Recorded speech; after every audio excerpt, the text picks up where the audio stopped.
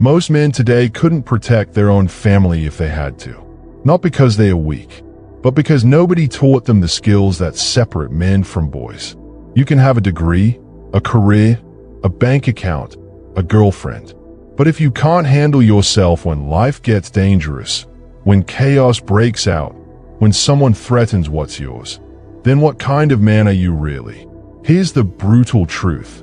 Modern society has convinced men that being soft is being evolved, that needing these skills makes you toxic, that real strength is knowing when to walk away. But walking away doesn't work when someone's hand is around your throat, when your woman is in danger, when everything you've built is on the line. Today, I'm exposing the 5 skills every man must master. Not optional skills, survival skills. Skills that separate the men who command respect from the men who beg for it. If you've ever felt unprepared, if you've ever frozen in a moment that required action, if you've ever wondered if you'd be able to handle yourself when it matters, then this video will change you. Let's begin. Skill 1. Knowing how to handle physical conflict. Picture this. You're walking down the street with your woman. Some drunk idiot bumps into her. Hard. On purpose. He laughs. His friends laugh. And he looks you dead in the eye, waiting to see what you'll do. What happens next? Do you freeze? Do you try to de-escalate with words while he's sizing you up? Do you walk away and tell yourself it's not worth it, while your woman watches you choose safety over her dignity? Or do you handle it? Here's the uncomfortable truth most men don't want to hear. If you don't know how to fight, you're not a man. You were born a man's body hoping the world stays peaceful. And the world is not peaceful. Let me be clear. I'm not telling you to go looking for fights. I'm telling you that the ability to defend yourself and the people you love is not negotiable. It's not toxic masculinity. It's basic masculinity. Because here's what happens when you can't fight. You become a target. Other men sense it. They see it in how you carry yourself, how you avoid eye contact, how you shrink when tension rises. And they test you, not because they're looking for a fight, but because they want to see if you're real. And women, they sense it too. Not consciously, but instinctively. A woman knows when her man can protect her. She feels it. And when she doesn't feel it, something fundamental breaks in her respect for you. Now, some of you are thinking, but I'm civilized. I don't need to know how to fight. That's what the police are for. Really? The police are going to show up in the 3 seconds between a threat emerging and you needing to respond. You're going to stand there and dial 911 while someone puts their hands on your woman? No, you're going to handle it. And if you don't know how, you're going to get hurt. Or worse, you're going to freeze. And that moment where you did nothing, will define how she sees you for the rest of your relationship. Here's what you need to understand. Fighting isn't just about throwing punches. It's about the confidence that comes from knowing you can. It's about moving through the world without fear. It's about other men recognizing that you're not someone to test. That confidence changes everything. How you walk, how you speak, how you hold yourself in rooms full of strangers. Because when you know you can handle yourself, you don't need to prove it. And that quiet confidence, that's what commands respect. So here's what you do. You train. You join a boxing gym. You learn Muay Thai. You practice Jiu-Jitsu. Not to become a fighter, but to become dangerous enough that you never have to use it. Because a man who knows how to fight rarely needs to.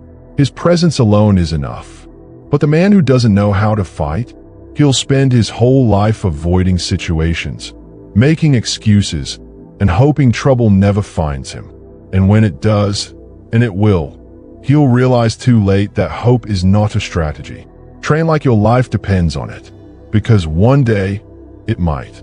Skill 2. The ability to de-escalate without losing respect. Now here's where most men get it wrong. They think knowing how to fight means always being ready to fight. They think strength is about proving you're the toughest guy in the room. But real strength? It's knowing when to use violence and when to avoid it without looking weak. Let me explain. There's a massive difference between de-escalating from a position of power and backing down from a position of fear. and people can tell the difference instantly. When you de-escalate from fear, you're making yourself smaller. You're avoiding eye contact. You're apologizing when you didn't do anything wrong. You're hoping the situation goes away if you're nice enough. That's not de-escalation. That's submission. But when you de-escalate from power, you're calm. You're looking him in the eye. You're speaking with certainty. You're giving him an out without making yourself a target. And everyone watching knows you're not afraid. You're choosing not to fight. And that's terrifying to the other person, because now they have to decide. Do they escalate against a man who clearly isn't afraid? Or do they take the out he's offering? Most take the out, because only fools fight men who aren't afraid. Here's a real scenario. Someone tries to start something with you. Maybe he bumps into you. Maybe he says something disrespectful, and your first instinct is to swing. But you don't. Instead, you look him in the eye. You stay calm, and you say something like, "You don't want to do this." Not a question, not a plea, a statement. And in that moment, you've done something powerful. You've given him a choice. You've shown you're not afraid. And you've made it clear that if he pushes further, you're ready. That's de-escalation from power. But here's the key. This only works if you actually know how to fight. If you're faking it, he'll sense it. If you're trying to sound tough but you're shaking inside, everyone will see it. That's why skill 1 and skill 2 go hand in hand. You can't de-escalate with authority if you don't have the ability to escalate if needed. The alpha doesn't fight because he doesn't have to. His presence alone keeps order. But everyone knows, if you push him, he'll end you. And that knowledge is what keeps the peace. So practice both. Train to be dangerous, then train to be calm. Because the most respected men are the ones who can destroy you but choose not to. Skill 3, commanding presence. You walk into a room. Nobody knows you. But within seconds, people notice you. Not because you're loud, not because you're trying, but because of how you carry yourself. That's presence. And it's one of the most powerful skills a man can develop. Most men think presence is something you're born with, that some guys just have it and others don't. But that's a lie. Presence is a skill, and like any skill, it can be learned. Here's what presence really is. It's the accumulation of 1,000 small signals that tell people you're solid, that you're grounded, that you're someone worth paying attention to. It's how you shake hands, firm, not crushing. It's how you make eye contact, steady, not staring. It's how you stand, chest out, shoulders back, not slouching. It's how you move, deliberate, not fidgety. All of these things communicate one message. I'm comfortable in my own skin. I don't need your approval. I know who I am. And people respond to that instantly. Women are drawn to it. Men respect it. Rooms shift when you enter them. But here's what most men do wrong. They try to fake it. They squeeze hands too hard trying to prove they're strong. They hold eye contact too long trying to intimidate. They puff out their chest trying to look bigger. And everyone sees through it. Because fake confidence is louder than real confidence. Real confidence doesn't need to prove itself. So how do you develop real presence? You start by becoming the kind of man who deserves it. You build your body so you feel strong. You handle your responsibilities so you feel capable. You face your fears so you feel brave. And all of that internal work shows up in how you move through the world. Presence isn't a performance. It's a reflection of who you actually are. But there are practical things you can do right now to improve it. Stand up straight. Make eye contact when you talk to people. Speak slower, with intention. Stop fidgeting. Stop looking at your phone every 5 seconds. Stop seeking validation from every interaction.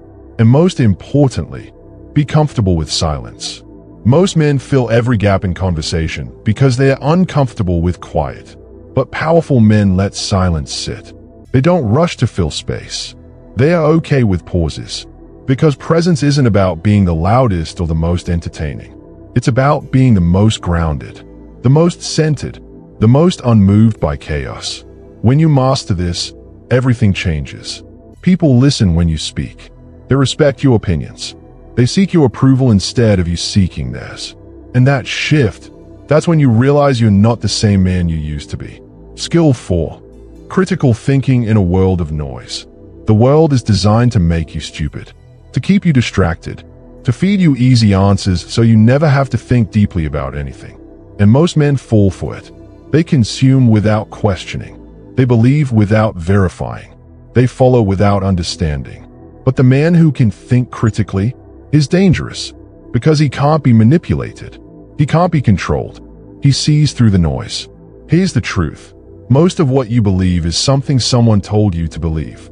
Your opinions on politics, relationships, success, masculinity, most of it came from somewhere else. Your parents, your teachers, social media, the news, and you never questioned it. You just accepted it as truth. But real men don't accept. They analyze. They question. They think. Critical thinking means looking at information from multiple angles.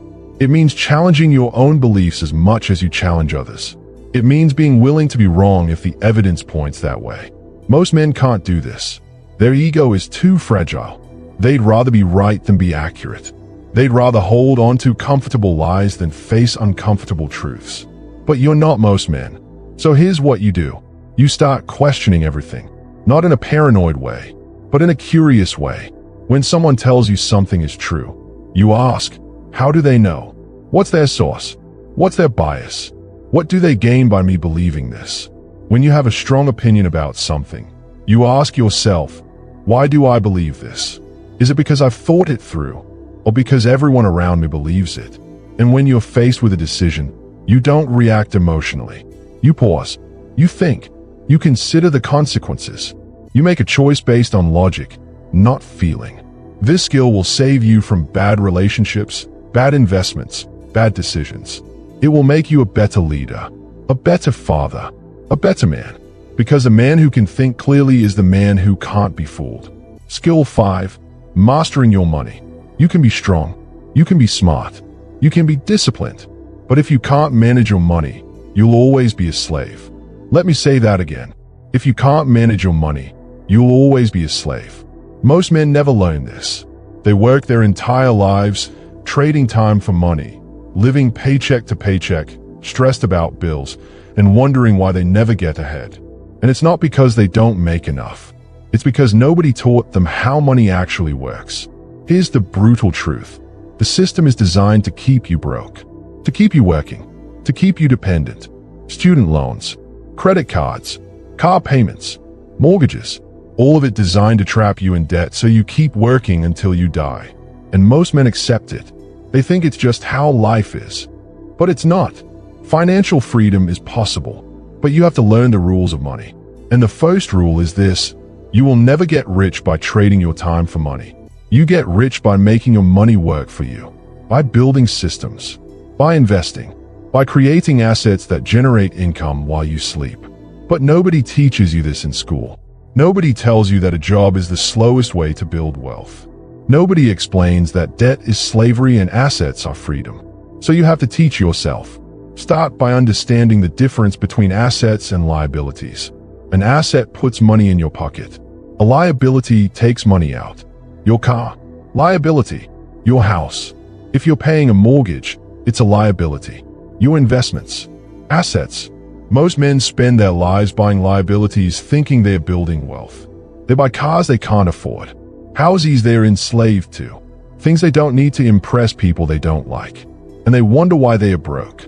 But the man who understands money, he buys assets, he invests, he builds, he creates systems that make money for him so he doesn't have to trade his life for a paycheck. And over time, he buys his freedom, his time, his life back.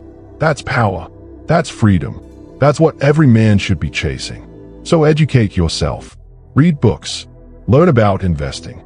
Understand taxes. Build multiple income streams.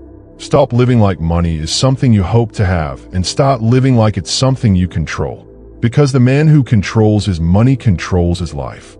In conclusion, these 5 skills aren't optional. They are essential. Knowing how to fight. Knowing how to de-escalate. Commanding presence.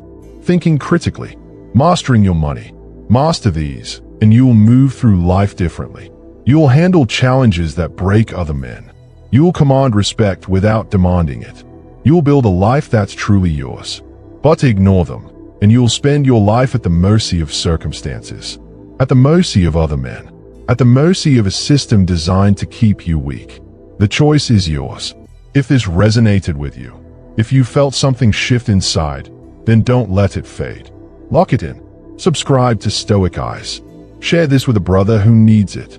And comment below, I'm building myself. Because the man you're becoming is more important than the man you've been. Until next time, stay strong, stay sharp, and never stop evolving. This is Stoic Eyes.